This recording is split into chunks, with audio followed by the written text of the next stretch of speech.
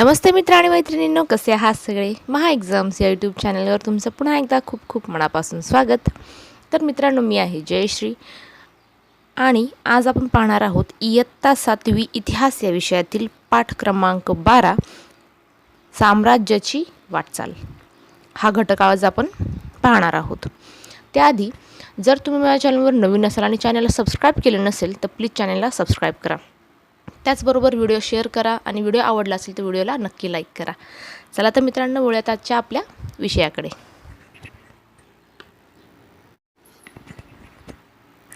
साम्राज्याची वाटचाल. त्याआधी आपण या घटकाची प्रस्तावना काय आहे ते पाहून घेऊया.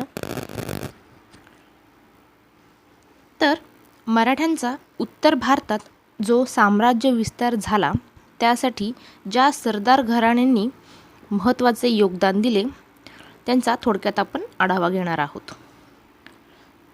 तर प्रथम आपण इंदोरचे होळकर यांच्याविषयी जाणून घेऊया. तर मल्हारराव हे इंदोरच्या होळकर यांच्या सत्तेचे संस्थापक. तर पहा, मल्हारराव हे इंदोरच्या होळकर सत्तेचे संस्थापक आहेत. त्यांनी दीर्घकाळ मराठी राज्याची सेवा केली.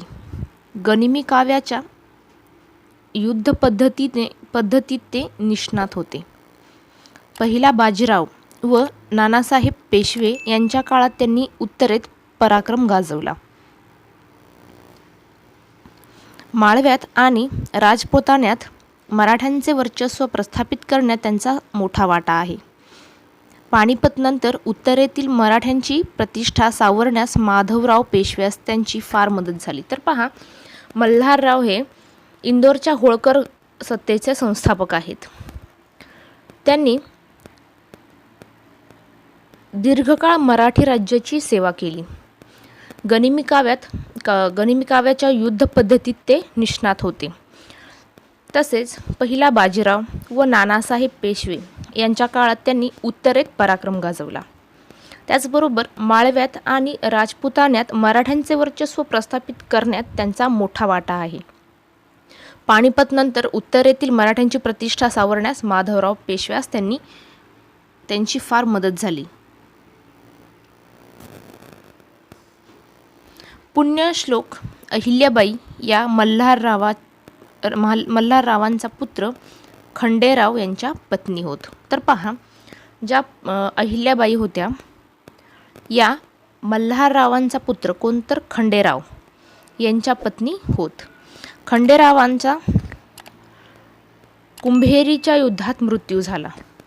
पहा, खंडेरावांचा कुंभेरीच्या युद्धात मृत्यू झाला. पुढे काही काळाने मल्हाररावांचेही निधन झाले. त्यानंतर इंदोरच्या कारभाराची सूत्रे अहिल्याबाईंच्या हाती आली. त्या थोर मुत्सद्देगिरी आणि उत्कृष्ट प्रशासकही होत्या.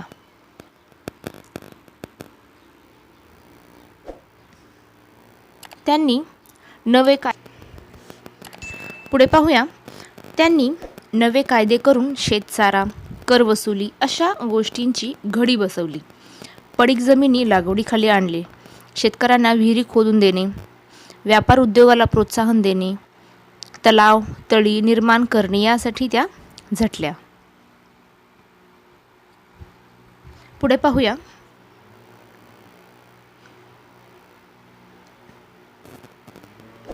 भारतात चारी दिशांना असलेल्या महत्त्वाच्या धर्मस्थळांवर त्यांनी मंदिरे, घाट, मठ, धर्मशाळा, पानपोई यांची उभारणी केली. देशाच्या सांस्कृतिक ऐक्याचा त्यांचा हा प्रयत्न फार महत्त्वाचा होता व त्या स्वतः न्यायनिवाडे करत. त्या दानशूर आणि ग्रंथप्रेमी होत्या. त्यांनी सुमारे 28 वर्षे समर्थपणे राज्याचा कारभार करून उत्तरेत मराठ्यांच्या सत्तेची प्रतिमा उंचावली. राज्यात शांतता व सुव्यवस्था निर्माण करून प्रजेला सुखी केले.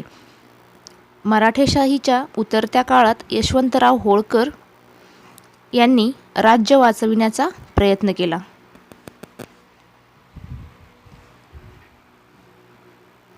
पुढे पाहूया नागपूरचे भोसले.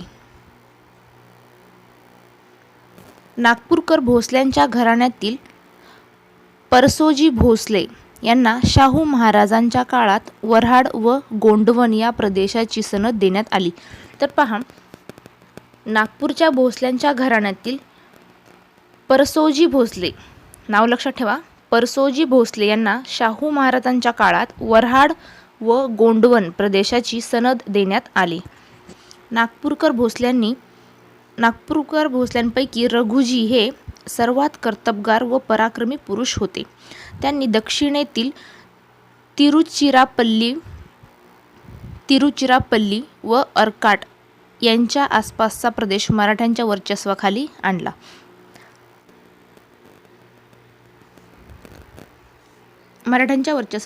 आणला. बंगाल, बिहार व ओरिसा प्रांताच्या चौथाईच्या वसुलीचे अधिकार शाहू महाराजांनी त्यांना दिले होते. त्यांनी ते प्रदेश मराठ्यांच्या प्रभावाखाली आणले. कोणते प्रदेश? तर बंगाल, बिहार व ओरिसा. पुढे पाहूया. 1751 मध्ये नागपूरकर भोसल्यांनी ओडिसा सुभा अलिवर्दी खानकडून जिंकून घेतला. पुढे 1803 पर्यंत मराठ्यांचे प्रभुत्व ओडिसावर होते. तर पहा, 1751 मध्ये नागपूरकर भोसल्यांनी ओडिसा सुभा अलिवर्दी खानकडून जिंकून घेतला होता. पुढे 1803 पर्यंत मराठ्यांचे प्रभुत्व ओडिसा राज्यावर होते. त्यावेळेला राज्य नव्हती, फक्त ओडिसा प्रांतावर होते.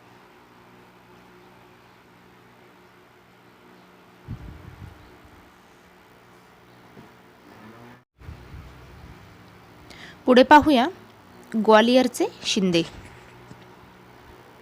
थोरल्या बाजीरावाने राणोजी शिंदे यांचे कर्तृत्व हेरून त्यांना उत्तरेत सरदार म्हणून नेमले. राणोजींच्या मृत्यूनंतर जयप्पा, दत्ताजी आणि महादजी या त्यांच्या मुलांनी पराक्रम गाजवून उत्तर भारतात मराठ्यांची सत्ता प्रबळ केली. तर पहा, थोरल्या बाजीरावाने राणोजी शिंदे, नाव लक्षात ठेवा, राणोजी शिंदे यांना उत्तरेत सरदार म्हणून नेमले होते. राणोजी शिंदे यांच्या मृत्यूनंतर त्यांच्या मुलांनी म्हणजे जयप्पा, दत्ताजी आणि महादजी या त्यांच्या मुलांनी पराक्रम गाजवून उत्तर भारतात मराठ्यांची सत्ता प्रबळ केली. माधवराव पेशव्यांनी शिंदे घराण्यातील सरदारकी महादजींना दिली. ते पराक्रमी आणि मुत्सद्दी होते. पानिपतच्या पराभवानंतर उत्तर भारतात मराठ्यांचे वर्चस्व आणि प्रतिष्ठा निर्माण करण्याची कामगिरी त्यांनी केली.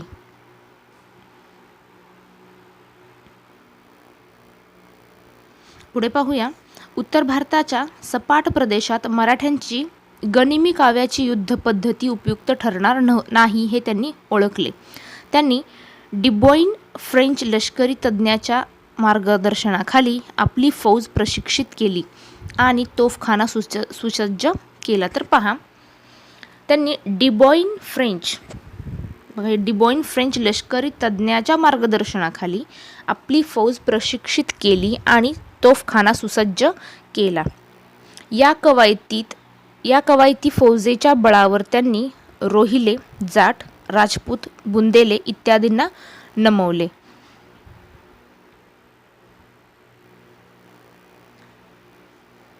पानिपतच्या लढाईमुळे मराठ्यांची शक्ती क्षीण झाली आहे असे पाहून इंग्रजांनी दिल्लीच्या राजकारणात भाग घेणे सुरू केले.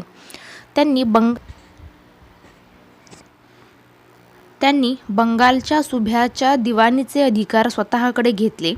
ते दिल्लीच्या बादशहाला स्वतःच्या ताब्यात घेऊ इच्छित होते.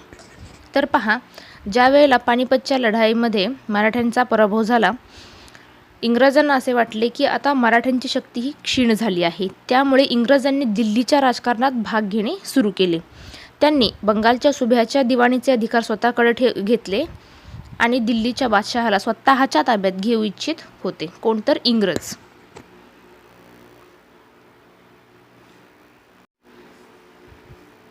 अशा विपरीत परिस्थितीत महादजी शिंदे यांनी इंग्रजांवर मात करून बादशहाला पुन्हा गादीवर बसवले. या कामगिरीवर खुश होऊन बादशहाने त्यांना वकील-ई-मुतलक हे पद देऊ केले. याचा अर्थ त्याचा अर्थ त्यांना दिवाणी आणि लष्करी अधिकाराची मुखत्यारी देऊ केली. तर पहा, ज्यावेळी पानिपतच्या लढाईमुळे इंग्रजांची शक्ती क्षीण झाली आहे असे जेव्हा इंग्रजांना वाटले, त्यावेळेला इंग्रजांनी दिल्लीच्या राजकारणात भाग घेणे सुरू केले. त्यामुळे इंग्रजांनी बंगालच्या सुभ्याच्या दिवाणीचे अधिकार स्वतः घेतले. ते दिल्लीच्या बादशाला स्वतःच्या ताब्यात घेऊ इच्छित होते. अशा विपरीत परिस्थितीत महादजी शिंदे यांनी इंग्रजांवर मात करून बादशहाला पुन्हा गादीवर बसवले. त्यानंतर या कामगिरीवर खुश होऊन बादशहाने त्यांना वकील-ई-मुतलक हे पद देऊ केले. याचा अर्थ त्यांना दिवाणी आणि लष्करी अधिकाराची मुखत्यारी देऊ केली.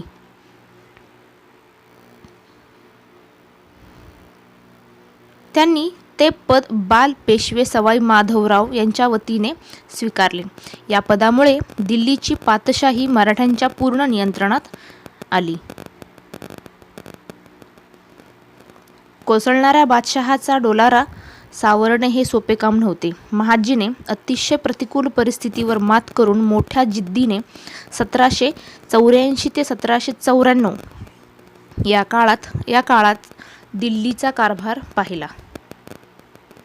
1784 ते 1794 पानिपतच्या लढाईत जबाबदार असलेल्या नजीब खानाचे वारसदार अद्याप रोहिलखंडात कारस्थाने करतच होते. नजीब खानाचा नातू कोणतर गुलाम कादिर याने लाल किल्ल्याचा ताबा घेऊन पैशासाठी बादशहाचा आणि बेगमांचा छळ केला. बादशहाचे डोळे काढले आणि खजिना बळकावला. अशा परिस्थितीत महादजींनी कादिरचा पराभव केला. त्याने बळकावलेली संपत्ती जप्त केली आणि ती बादशहाला परत केली.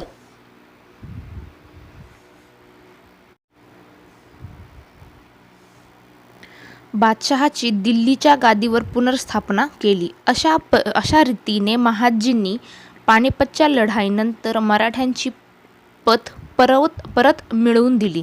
दिल्लीच्या बादशहाला मराठ्यांच्या ताब्यात ठेवून भारताचे राजकारण चालवले.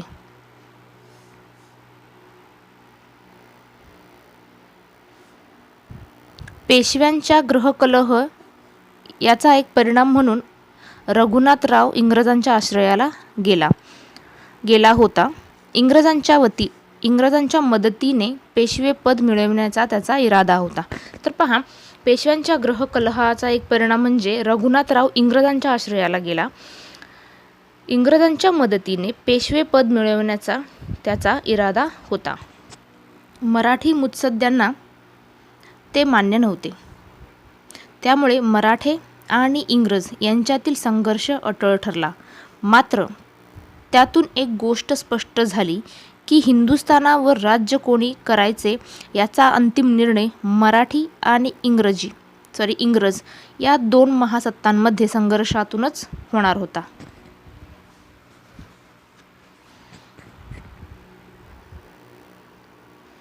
पुढे पाहूया. मुंबईहून इंग्रज बोरघाट मार्गे मराठ्यांवर चालून आले. महादजी शिंदे यांच्या नेतृत्वाखाली मराठी सेना एकवटली. गनिमी कावा पद्धतीचा वापर करून मराठ्यांनी इंग्रजांना धान्य सामुग्री मिळू दिली नाही.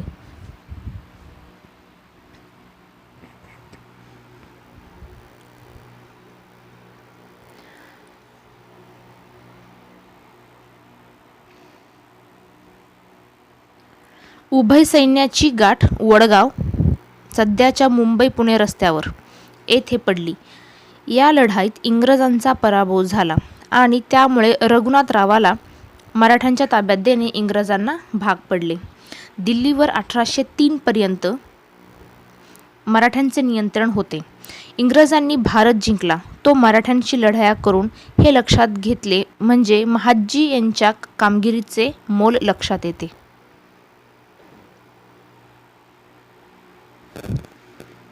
दिल्लीच्या कारभाराची व्यवस्था लावून ते पुण्यात आले. पुण्याजवळ वानवडी येथे त्यांचा मृत्यू झाला. तेथे त्यांच्या स्मरणार्थ छत्री उभारली आहे.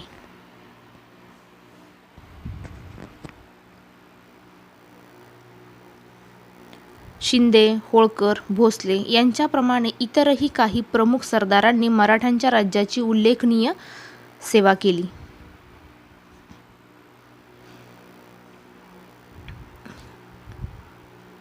तुम्ही पाहू शकता शिंदे छत्री, वानवडी, पुणे.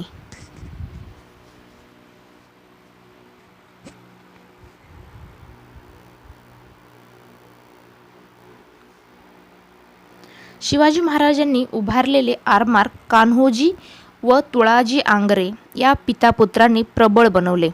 या प्रबळ आरमाराच्या जोरावर त्यांनी पोर्तुगीज, इंग्रज व सिद्धी या आरमारी सत्तांना धाकात ठेवले आणि मराठ्यांच्या राज्याच्या किनारपट्टीचे रक्षण केले.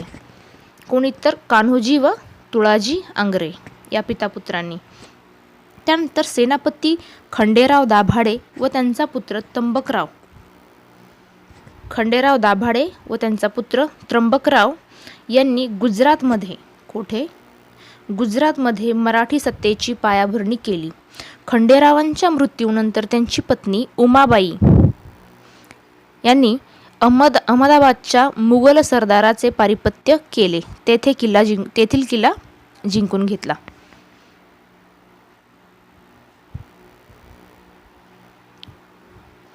पुढे गायकवाडांनी गुजरातमधील वडोदरा हे आपल्या सत्तेचे केंद्र केले. मध्य प्रदेशातील धार आणि देवासच्या पवारांनी शिंदे व होळकर यांना उत्तरेत मराठ्यांच्या सत्तेचा विस्तार करण्यात मोलाचे सहाय्य केले.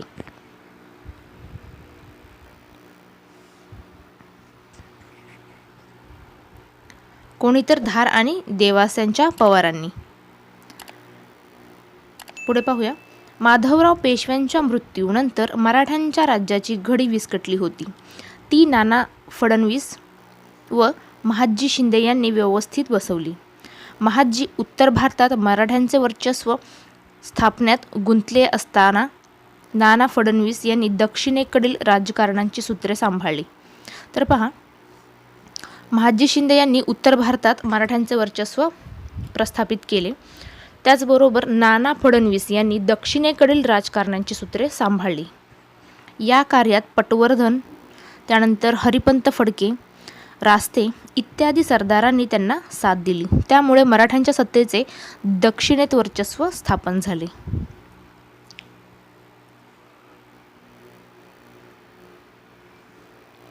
इंदोरचे होळकर, नागपूरचे भोसले, ग्वालियरचे शिंदे, वडोदराचे गायकवाड यांनी पराक्रम, नेतृत्व, कर्तबगारी इत्यादी गुणांच्या द्वारे मराठ्यांच्या या सत्तेला वैभव प्राप्त करून दिले. ते मराठ्यांच्या सत्तेचे अखेरच्या टप्प्यातले आधारस्तंभ होते. पुढे पाहूया. उत्तर व दक्षिण भारतात मराठ्यांच्या सत्तेचे प्रभुत्व निर्माण करण्यात मराठा सरदार यशस्वी झाले. महादजी शिंदे आणि नाना फडणवीस यांच्या मृत्यूनंतर मात्र या सत्तेला उतरती कळा लागली. या काळात रघुनाथरावांचा पुत्र बाजीराव दुसरा पेशवा होता. त्यांच्याकडे नेतृत्वाचे गुण नव्हते. तो मराठ्यांच्या सरदारांमध्ये एकी निर्माण करू शकला नाही.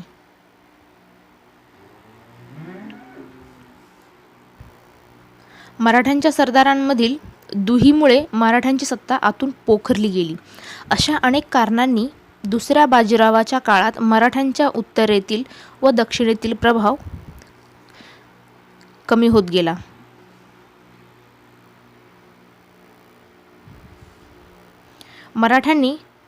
मराठ्यांची जागा इंग्रजांनी घेतली. इंग्रजांनी 1817 मध्ये पुणे ताब्यात घेऊन तेथे युनियन जॅक हा आपला ध्वज फडकवला.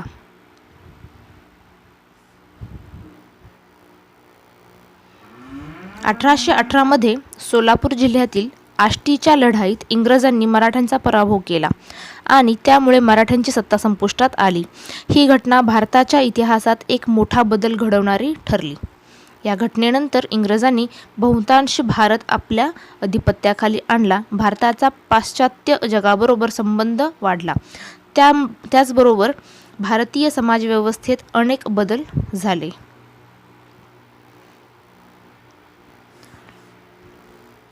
जसे की अनेक जुन्या गोष्टी निष्प्रभ झाल्या. व बाजूला सारल्या गेल्या. एक मोठे स्थित्यांतर झाले. भारताच्या इतिहासातील मध्ययुग संपला. आधुनिक कालखंडाला सुरुवात झाली. तर मित्रांनो, तुम्हाला आजचा व्हिडिओ कसा वाटला नक्की कमेंट करून कळवा. व्हिडिओ आवडला असेल तर व्हिडिओला लाईक करा, शेअर करा आणि चॅनलला सबस्क्राईब केलं नसेल तर प्लीज चॅनलला सबस्क्राईब करा. चला तर मित्रांनो, थांबूया इथेच. भेटूया पुढच्या व्हिडिओमध्ये. तोपर्यंत धन्यवाद.